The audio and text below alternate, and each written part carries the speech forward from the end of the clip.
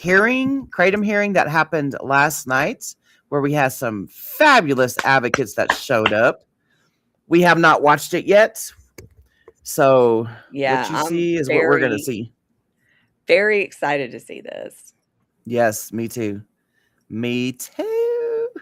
I skimmed through a little and I saw a little bit. So I saw a dancing Mike and that's pretty much all I saw. But it was good. So Well, we know that Dr. Heidi showed up with her mom.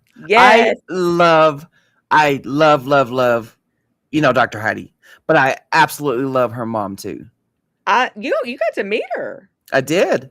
I I sure can't. I did. wish I could meet her. I'm glad I got to meet Heidi though. Yeah. Oh yeah. So yeah, we're like exhausted today. Yesterday and the day before we had hearings, and unlike some people, we actually sit through entire hearings. Yeah, yeah. And the past 2 days were about 7, 8 hours each, where we had to sit through hearings. Well, to be fair, Monday I was messing with plumbing stuff. So Misty, Oh I felt yeah, bad though. I ain't gonna lie. I felt so bad because I'm like, I usually, we're like a team, man. It's like if yeah. it's gonna suck, at least it's sucking. We're dealing with it together. Hey, Chris, What's sup? up, Chris? What's up, Chris? Oh, duh. What? I'm like, well, I guess she's gonna go and play it whenever she's ready. And I'm like, oh, it's me. Oh yeah, it's you. Yeah, we're gonna. I know, Chris. Are you? Are you? What's going on tonight?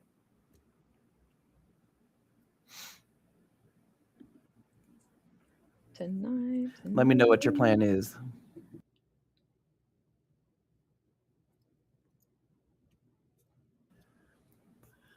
Oh man.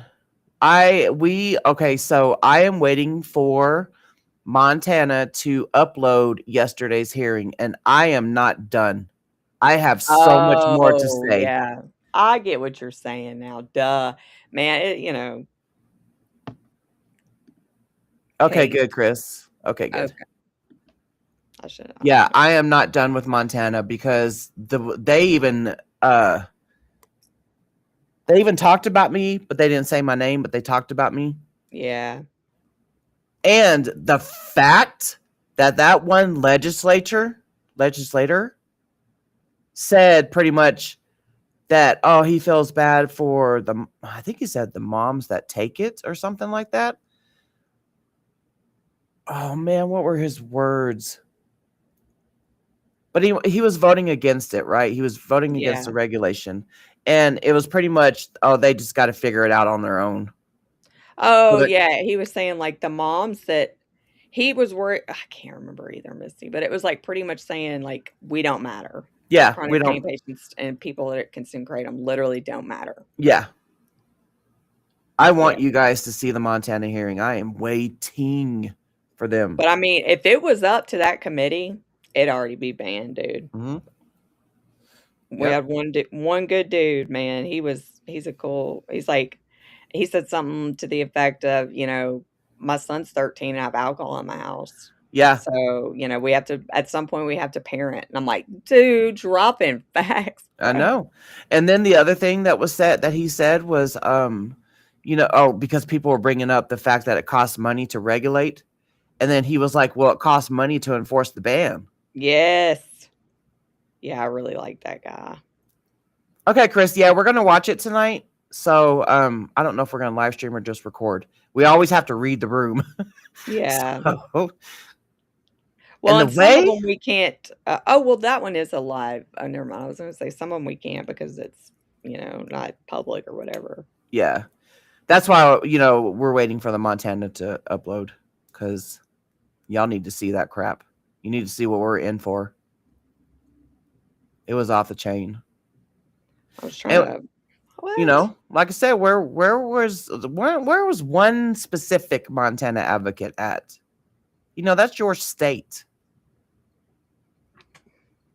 I Where were just you? tagged, Oh, okay.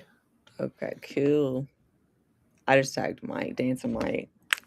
We call you Dancing Mike if you're watching this, Mike, because obviously you dance.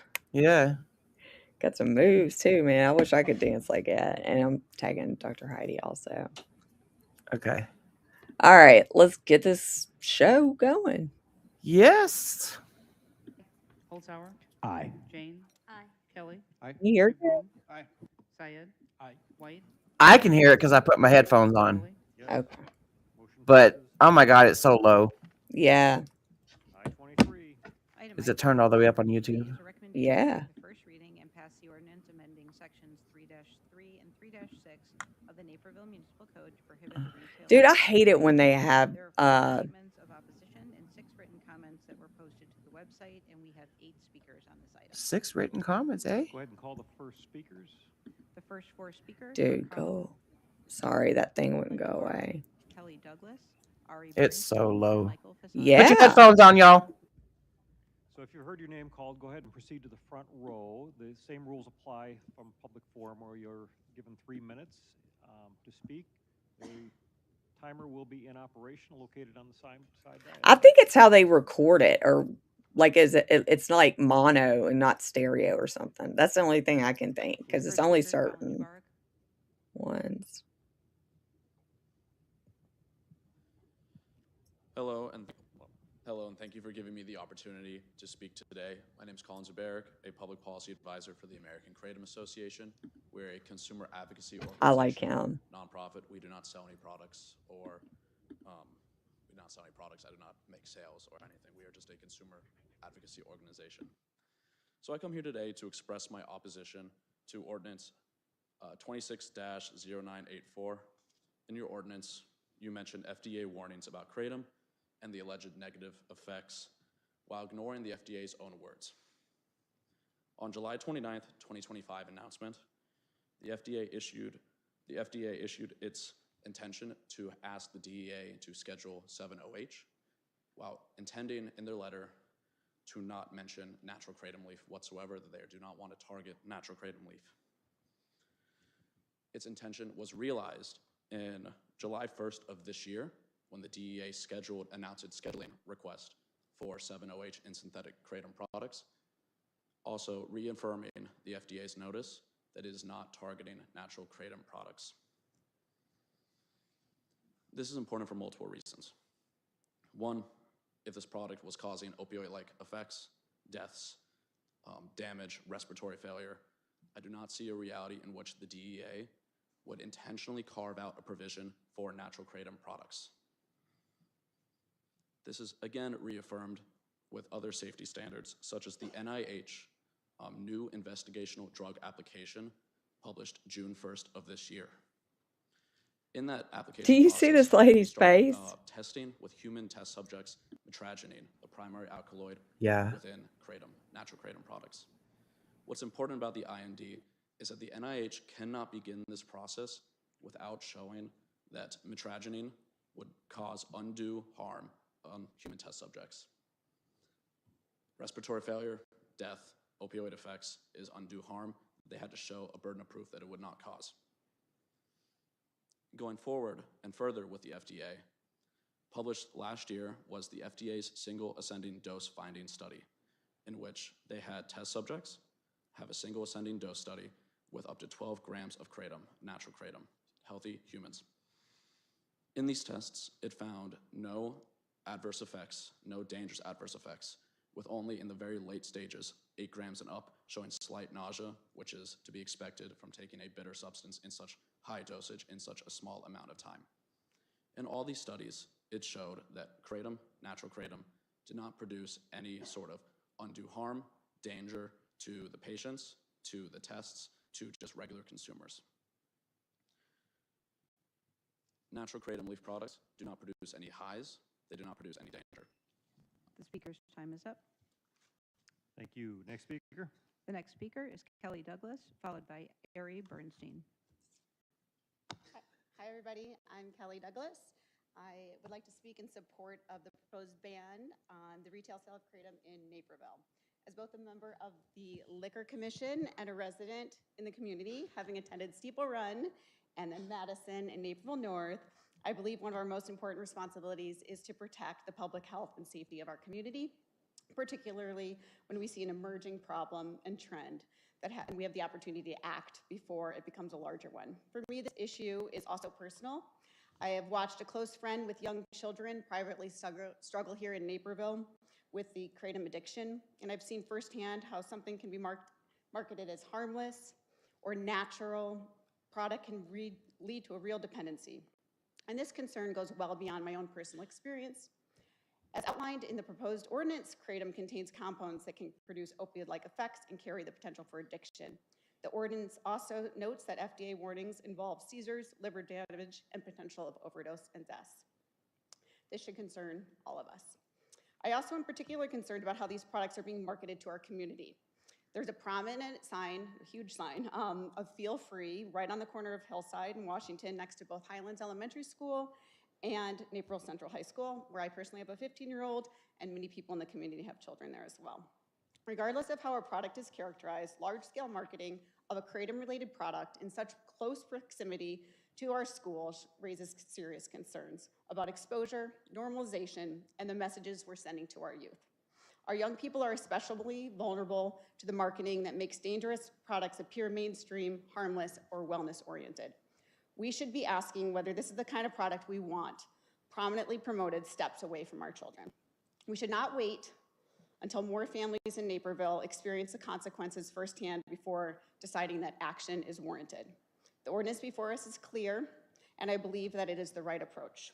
Naperville has always taken pride in being proactive when it comes to the safety and well-being of our community, and we have an opportunity to act now before something more tragic happens.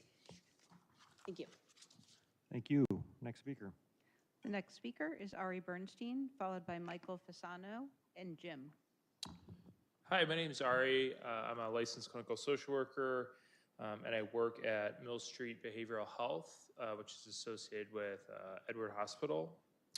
I've worked there for the last 5 years, and during that time, I've treated hundreds of patients myself, and as a clinical supervisor, I've supervised the treatment of thousands of patients for substance use disorder, and I've treated patients for cocaine use, alcohol use, opioid use, heroin use, cannabis use, and alcohol use. And over the last 5 years, I've grown to learn how to treat kratom use disorder. And I don't see any difference between kratom and kratom products as I do from the rest of the substances that I mentioned previously. I have to develop relapse prevention plans, address financial harm to families, all from kratom use. I treat, as part of my team with nurses and doctors, I prescribe the same drugs I use for opioid use disorder. People who come in with kratom use disorder are prescribed naloxone as an overdose reversal drug and buprenorphine to help with withdrawals. And so I've firsthand experienced a lot of harm done by kratom and kratom use, and I am in support of this ordinance. So thanks so much for your time. Thank you. Next speaker. The next speaker is Michael Fasano.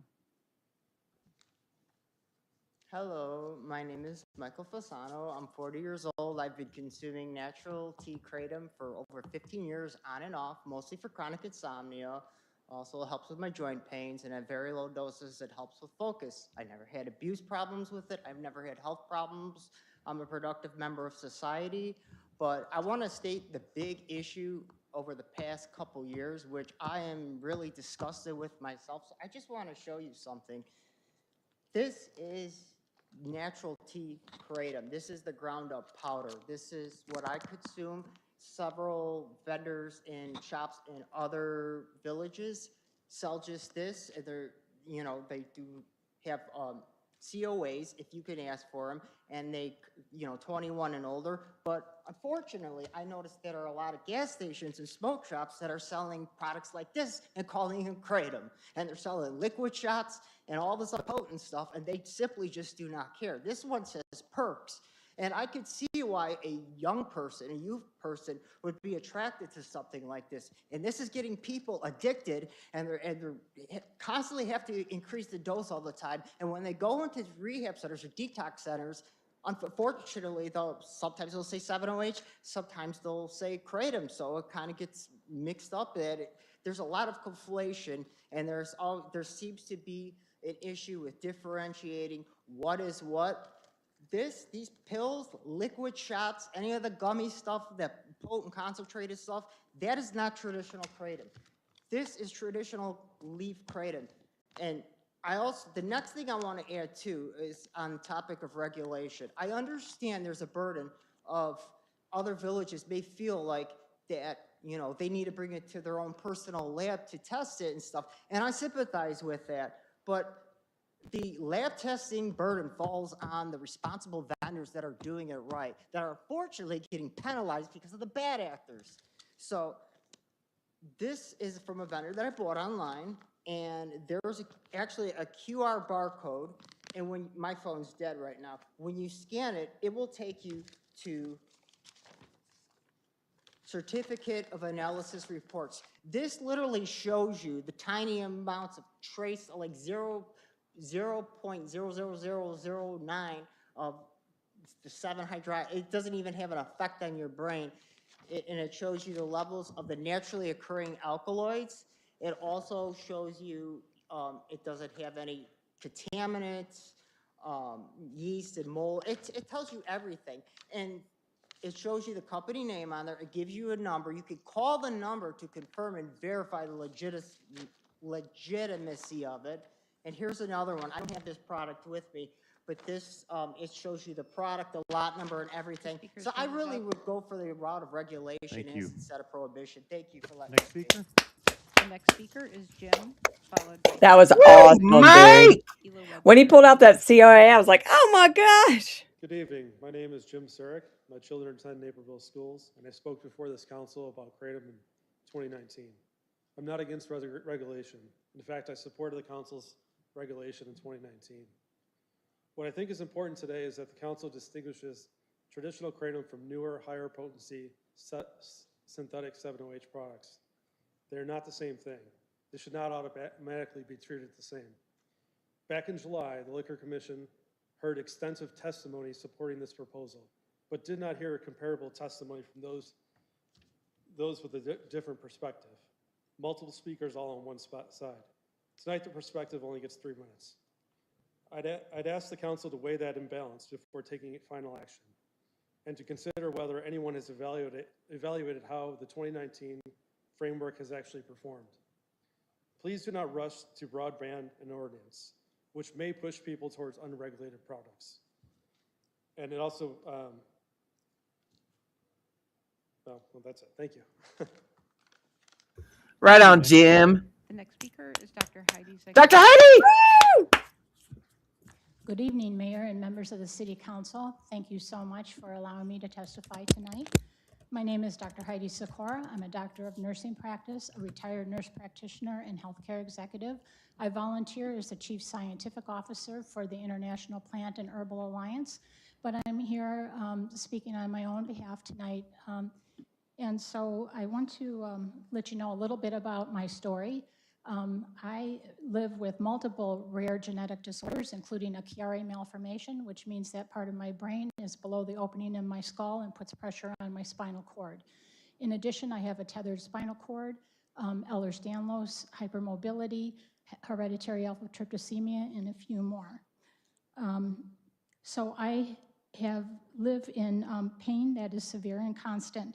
I tried every pharmaceutical option known, and unfortunately, they didn't work, and some caused serious adverse events that made them unsafe for me to continue. Even after brain surgery, I was only able to tolerate opioids for just a few days. 7 years ago, I tried natural kratom leaf. It doesn't eliminate my pain, but it reduces it to a manageable level so that I can exercise and stretch and maintain my health. It does not cause sedation or impairment. It actually improves function without any kind of intoxication. But my own experience isn't why I'm here. It's what compels me to speak publicly was seeing the difference that it made for others, especially a disabled Gulf War veteran friend. On a family trip, he was miserable on his prescribed opioids. I suggested he try natural kratom leaf. The improvement was remarkable. He had enough pain relief to function without sedation. At the end of the day, his young son looked up at me and said, "Thank you for giving us our daddy back." I understand your concerns about unregulated smoke shop products. The problem is real, and it's exactly why regulation, not prohibition, is needed.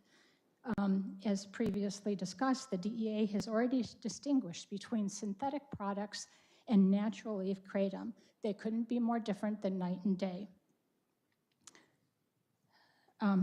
The DEA explicitly said they are not taking action against natural kratom leaf, and that's mostly because of the concern of unintended consequences by actually removing those products. Every product carries risks when misused. That's exactly why standards, testing, and clear labeling matter. A kratom consumer protection ordinance ensures consumers know what they're taking, how much is appropriate, and what limits exist. Prohibition doesn't prevent misuse, regulation does. Removing natural kratom from the market doesn't protect the public, it eliminates the safe regulated products. And I must ask, why is natural kratom being held to a higher standard than alcohol? Thank you so much for your time. Mic drop. Next speaker is Isla Webster, followed by Way Ashley to Burke. go, Dr. Heidi. And here comes her mama. Good evening. My name is Isla Webster, and I ask you to vote no on the proposal to ban natural leaf kratom. Thank you for the opportunity to speak about my experience with kratom. I have been living with pain for many of my 93 years. Most recently, I had a fall, which resulted in a double fracture of my left wrist. When I returned home from the ER, I was able to take kratom, and my pain went from a 9 or 10 to a tolerable 4 or 5 within 45 minutes. I cannot take anti-inflammatories due to GI bleeding from Motrin. I have lipedema in my lower body, which is very painful. I am prone to epicondylitis in both elbows and bursitis in both shoulders. I have a stress fracture in my spine at C5 and a bulging disc at L5. I have taken kratom occasionally for a few years with no side effects. My blood work is perfect and my heart is well. Natural kratom leaf does not suppress my breathing. When I need it, it allows me to continue my daily exercise program, walk 5,000 to 6,000 steps every day, and I tap dance. I am the youngest in the line of 10 children. My older siblings lived well into their 80s, 90s, and 100. My only living sister is 96. Genetics predict that I could also live to 100 or beyond. And so I am doing everything I can to live a healthy, joyful life. I implore you, please do not ban natural leaf kratom. Thank you so much for listening to my experience with natural leaf kratom. GG! Thank you. 93-year-old and she tap dances. Holy cow. I know you're joking. I know you're Thank joking, you so much for Super. allowing me to speak tonight. I am just here really to share my story and my experience very briefly. Again, I got addicted to Feel Free. It has kratom and kava in it and a very little amount of 7-OH, which I found out at the last liquor commission meeting. And I found Feel Free on a health and wellness podcast, thinking it was something that was actually going to give me health benefits. And I'm a mom of 4. I was tired of drinking wine every night and waking up hungover, so I thought I had learned everything that about the product from the founder who claimed he was sober for 20 years. And I ended up 2 years later, April 15th, 2025, in a detox unit at Edwards. I was having horrible heart palpitations. I was having panic attacks. It made my insides so sick. My skin was turning a green color. I was throwing up all the time. I was taking the amount that was suggested for about a little over a year and a half. And then as my body got more addicted to the Feel Free, I drank more, and within like 3 to 4 months, I was fully addicted and extremely sick. I thought I was gonna die. So I checked into Edwards, and they treated me like a heroin addict, and that completely freaked me out. I'm typically really healthy. My blood work came out completely fine, and they basically said I was okay, but the withdrawals were completely insane, and I wouldn't wish those on anybody. I'm really here to talk about the people that, to talk to the people that see this Feel Free and think it's a natural herbal supplement that gives you energy. The marketing is just really confusing. It doesn't seem accurate, and the billboards in Naperville are getting bigger and bigger. And if I'm going into detox and they're treating me like a heroin addict, why are we putting big billboards in our community with the Feel Free? To me, you might as well put up heroin and cocaine or opioids. I don't see the difference if where people are getting treated like that. The withdrawals, again, were just horrific, and I just worry about the kids, the parents who are getting on this by accident, the kids who are bringing this home to their parents. A lot of them don't have the receptors, the brain receptors of addiction, but they're getting hooked on it still. So thank you. Thank you. See, how do we not know if they were chasing the kava extract filling I'd like or to is the kratom powder? to Chief Aries with regard to your experience from the law enforcement side here in Naperville, and Chief Pucknitis, if you have anything to weigh in on as well. But let's start with you, Chief, regarding this particular issue.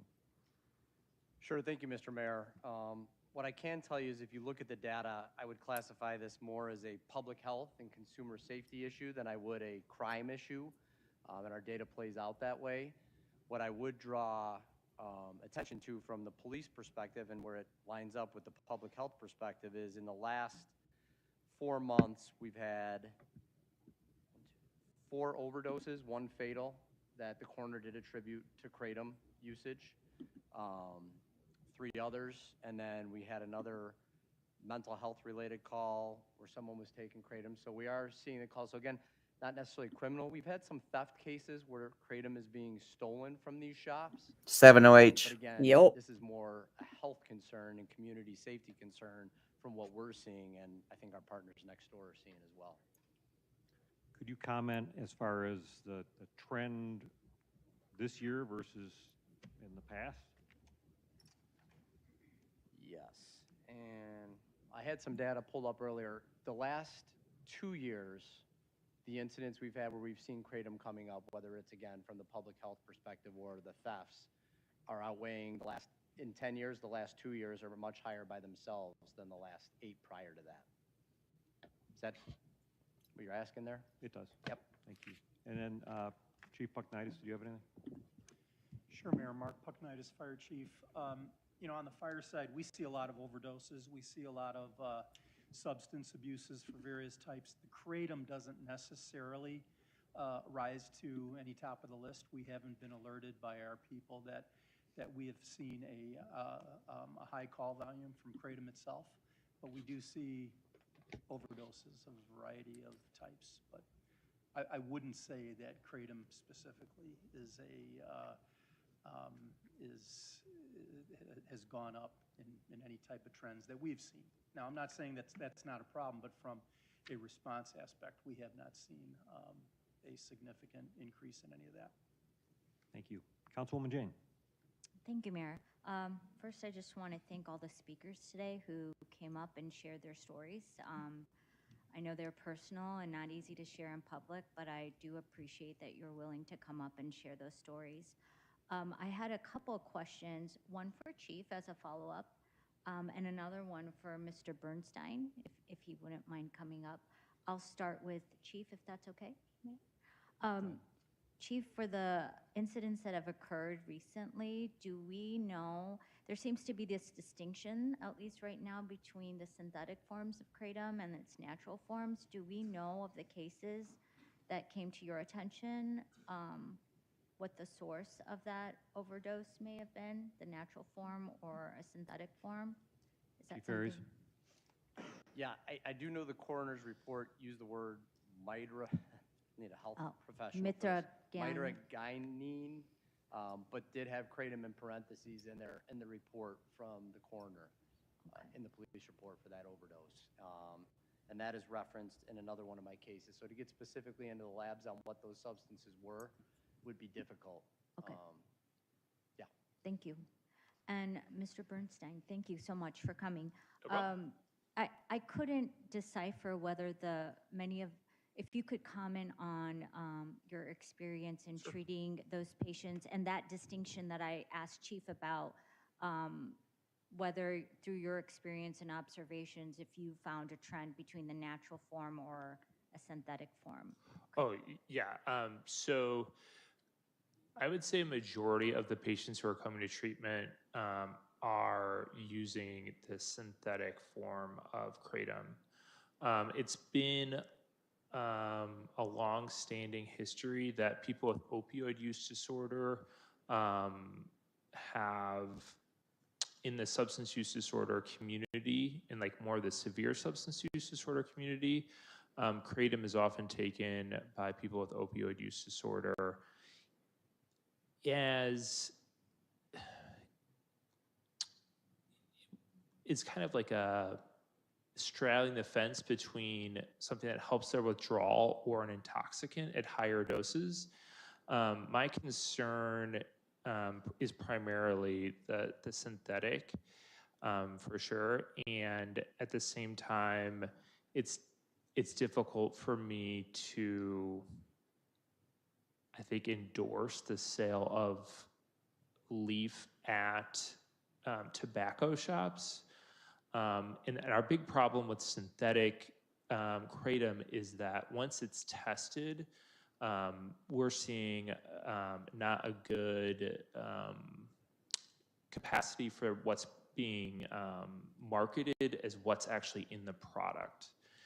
And being able to distinguish what's a pure leaf versus what's that product in a tobacco shop seems very difficult to regulate.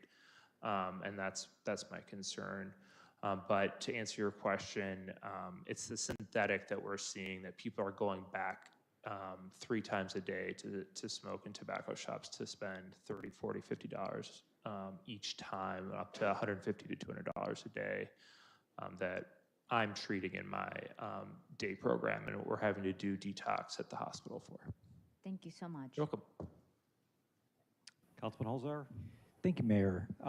Agree with Councilwoman Jane's comments that anyone who came up and shared their personal story, whether it's about pain relief or addiction, that is a lot of bravery. Thank you for making it out here.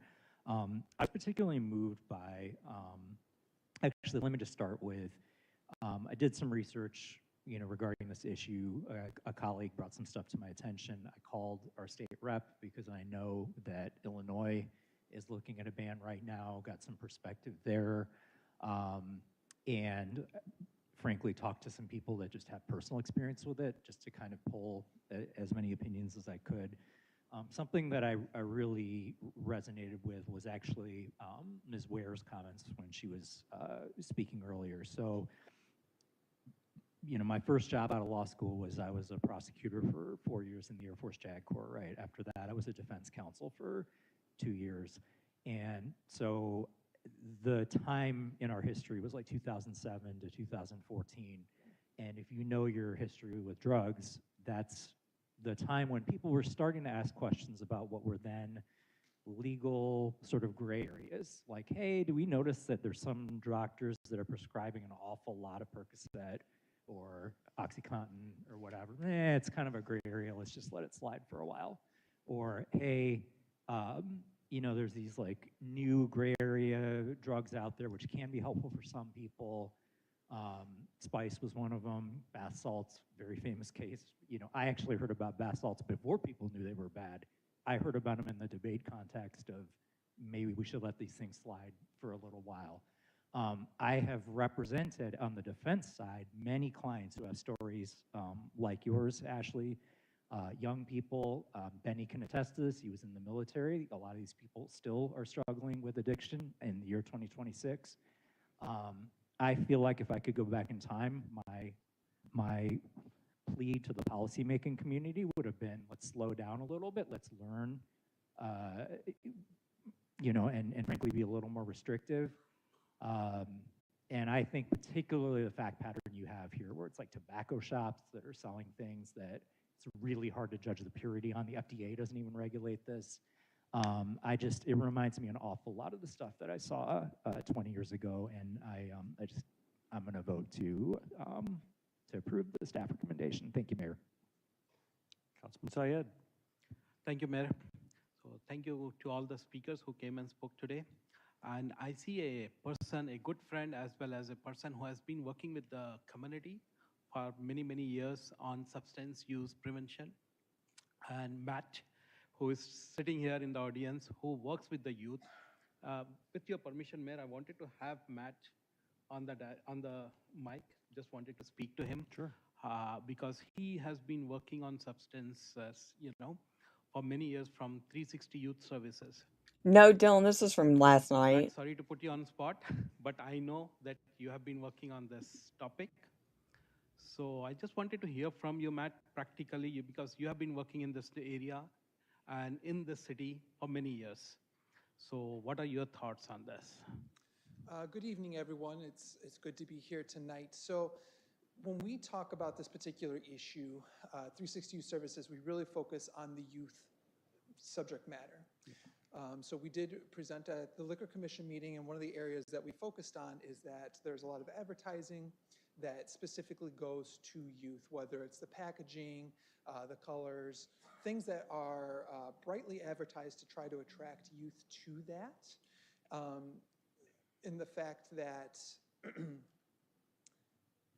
when things are sold over the counter, it can also change the perception of risk that's perceived by youth.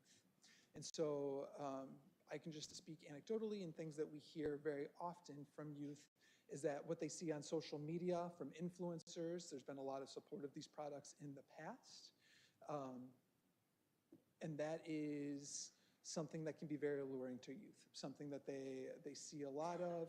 And when you see those repeated messages, like any form of advertising, it can cause some curiosity and bring people out to have an interest in it.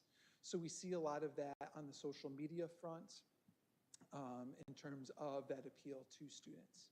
We don't have hard data. This is not something that's asked about on the Illinois Youth Survey in any of those capacities, so I don't have any data that I can share specifically about that.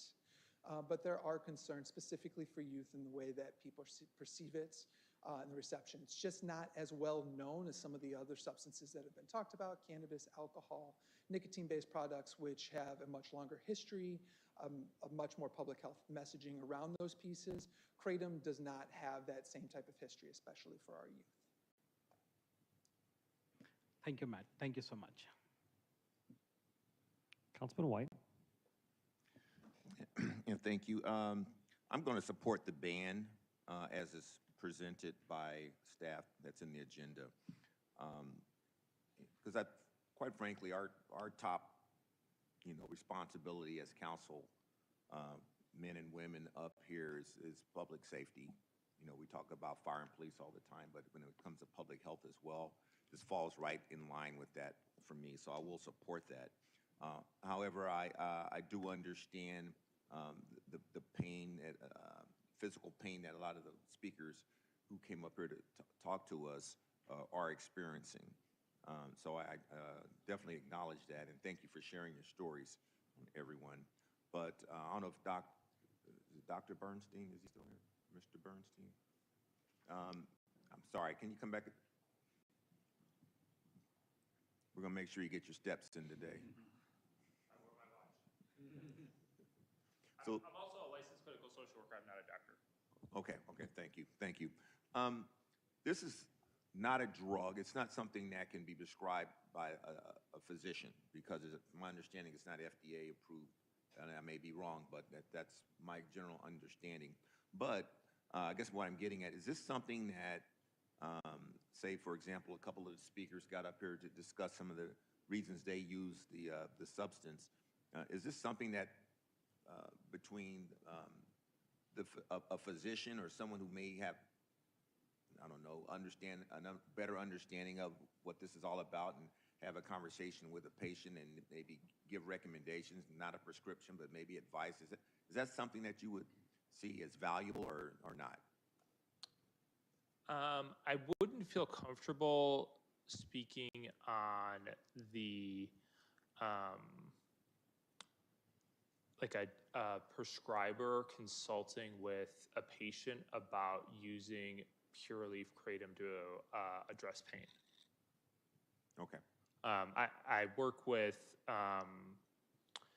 we have a doctor who specializes in addiction medicine in my program, which is a pretty specific type of intervention. And I also have a nurse practitioner who's been working in the Endeavor Edward Hospital community for the last 10 years, who share my concerns about kratom.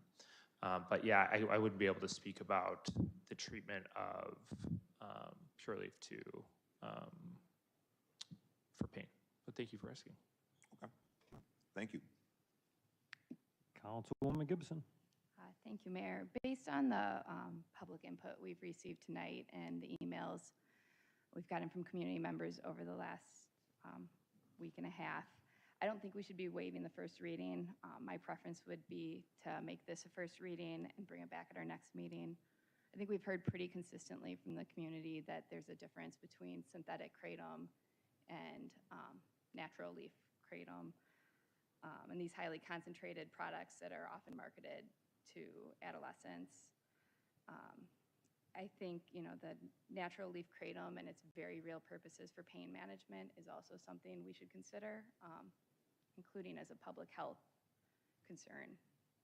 Chronic pain is a very real issue for many members of our community, and I want to make sure we are very intentional if we are banning at least local access to a product that is legal. I do think it was interesting, Mr. Zubarik mentioned the DEA specifically carved out and made a difference between, or designated the difference between synthetic and natural leaf. So I think that's something that is worth us evaluating more and giving the community more time, follow our normal process of a first reading and second reading.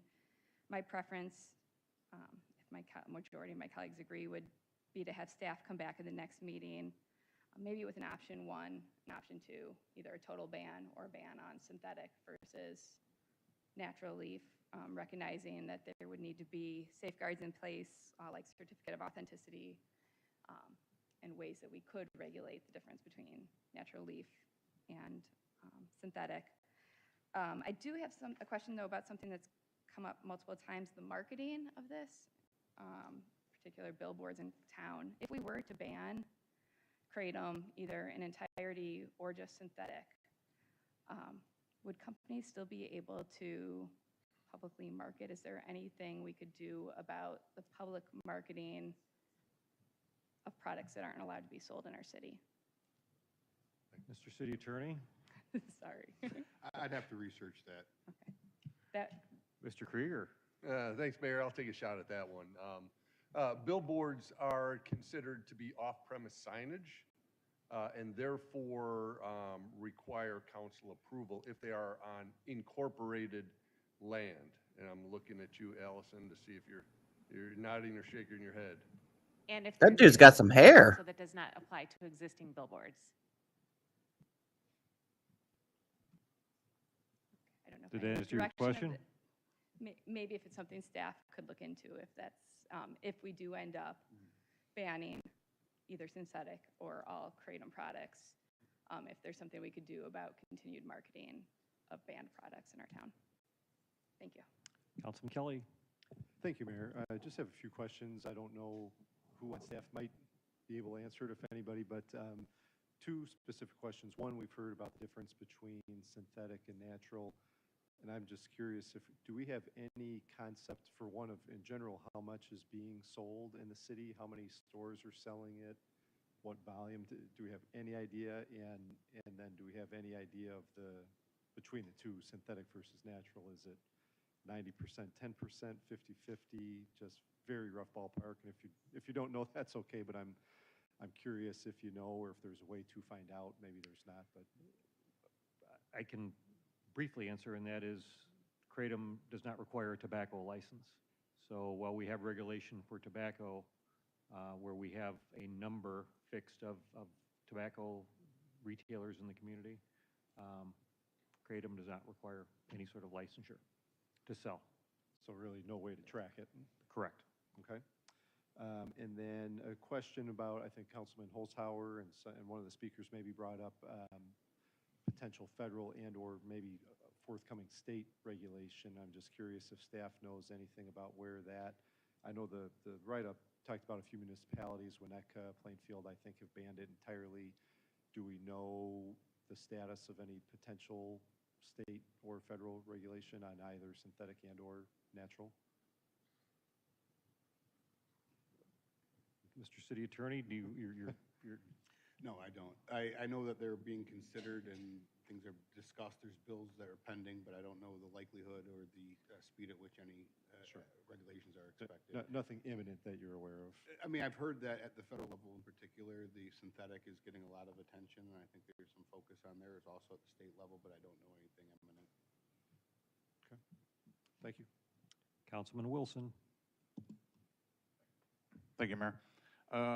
Yeah, I guess having heard about the distinction, or I guess having heard more about the distinction here between the synthetic and I guess you could say natural, I'd be in favor of what Councilwoman Gibson would be proposing here, as far as doing this being a first reading and then a second reading, I guess, just as part of gathering more information. As, you know, I'd like to say getting more information is better, but that's sort of where I'd be at as far as making a decision today. Thank you. Tonight. Councilman McBroom. Thank you, Mayor. You guys said a lot of the things that I wanted to say. I'm not going to repeat everything, but I didn't know what Creighton was a week ago. I did a deep AI dive on it, and a lot of you speakers have confirmed, you know, the things that I've learned and this distinction. And yeah, I'm hesitant to ban an entire product when apparently people believe it's safe, and I don't know the answer. So I guess long story short, I'm supporting what Councilman Gibson is suggesting, first reading, and just gathering some more information on it, making a decision at a future meeting. Question for you again, Chief. With regard to the enforcement of an ordinance, if it were passed, a synthetic versus a natural leaf kratom ordinance, how would you handle that with the police department? Well, I think some of our speakers helped us with that tonight, saying it's hard to distinguish what you're getting from products. So practically speaking, I would have to talk to the labs that we send the narcotics we seize and see how they would handle something like that. It would have to be tested in a lab to determine that. And then it would be, is it criminal? Because the lab is not just going to test something that's not criminal to determine derivatives. So we would have to, I would have to do more research on that, because from what I've heard, if we did go with one type of ban, we wouldn't be able to walk into a store and it's not going to be marketed a certain way. I think one of the speakers had mentioned some have different levels of the, is it the OH7 or 7OH in it versus this? We don't know the composition. So I couldn't give you a good, honest answer until I started calling crime labs and saying, how can or would we handle this? Something that, to everybody's point, is not illegal in the state or federally yet.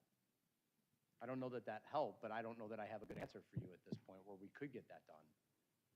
No, I think that helps, and I think it summarizes some of the things that we heard tonight, in that while in some cases there might be leaf that's being sold with a certificate of authenticity from a manufacturer somewhere. We don't really know if that's authentic or not. It's a manufacturer's statement, and they may or may not be in this country to even provide some sort of true testing that would be recognized by agencies here in the United States. Councilman Kelly? Thank you, Mayor. Yeah, just a follow-up question, sort of to that point. Again, back to some of the other municipalities in northern Illinois who have taken some action. Rockford seems like they have a partial ban, and then the others, Winnetka, Plainfield, and one other, I think, have a total ban. If we're going to bring it back for a second reading, I'd be curious if somebody, either legal or police, can reach out to those municipalities and ask how they have handled it, if they've had any enforcement action at all, and if so, how they handle testing. We don't have a health department, right, as a city. I don't know if those municipalities do or not, but I'd just be curious how they're handling it, how we might be able to handle it. I'm certainly open to some kind of regulation. The stories are compelling, but I just want to be thoughtful about how we do it and make sure that we do something we can actually follow through on. I know when I'd never heard of it until before it came to us last time in 2019. I think it was just me and Councilman White, and we were all just not sure what to do with it because we didn't have the knowledge as council people or as a city staff really to know that much about it, let alone how to regulate it. So I do think a second reading makes sense, and the more knowledge you can bring us that maybe other municipalities have already done the homework on, the better. Mr. DeSanto? Yeah, I'd just like to clarify, make sure the council and everyone's on the same page. The proposed regulation is to control the local retail sale of kratom. It doesn't touch on possession. If there are responsible users, they will still be able to likely access that, whether it's online or outside the municipal limits, and have that in Naperville and use it responsibly. This ordinance is really targeted at the stores within Naperville that are marketing and selling kratom. And I would just kind of echo what the chief said from a prosecutorial perspective. We'd have to look into it, and thank you for the suggestion, Councilman, but the idea that there's no FDA requirements, that this is an unregulated substance, makes it very difficult for the police to determine whether something they have reasonable suspicion or probable cause to take something off the shelf, because the labels aren't necessarily accurate. There's no standard at which they're holding it to, and then the labs and how they're going to test it. I think that's why the Liquor Commission had recommended a broad ban in order to encompass everything versus trying to parse between synthetics and the natural products. Councilman Holzhauer? Yeah, thank you, Mayor. So I'll split this into a procedural comment and then just a follow-up to what Mr. DeSanto and Chief Berry said. From a procedural perspective, I don't think it's really a good look if we have like a split council with maybe a bare majority passes a kratom ban here tonight, but a lot of people wanted a second reading or whatever that breaks out as. So I would support a second reading, just like Councilwoman Gibson said. From a procedural standpoint, I think it's a better look. Having said that, I mean, and also kind of having lived it, I can tell you from like a prosecutorial legal perspective, from a police perspective, it is just impossible for them to enforce, I think, a ban on just the synthetic form. And also from a storekeeper perspective, that's really unfair. Like, that's an unregulated product. It says that it's pure leaf on it, and then it turns out it's spiked with who knows what. Is the store owner like prosecuted for violating a law? Do we just let it slide because they didn't know? I mean, it's like we literally know the packages aren't trustworthy. I think it puts the store owners in a super unfair position, and I think we have precedent on it. So my intent would be at a second reading to still vote for what we're seeing right now, but to support a second reading. Thank you, Mayor. Okay, well, I hope if we have a second reading, council will take action. I think having one dead person in our community whose autopsy report indicates kratom as a cause of death is pretty significant, and having 4 additional overdoses, as the chief described in recent time, should wake us up and have us take action as the communities around us have taken complete and total bans on this product for all age groups. With that, Councilman White, may I have a motion to hold the first reading and table for final action to be taken at the September 1st meeting?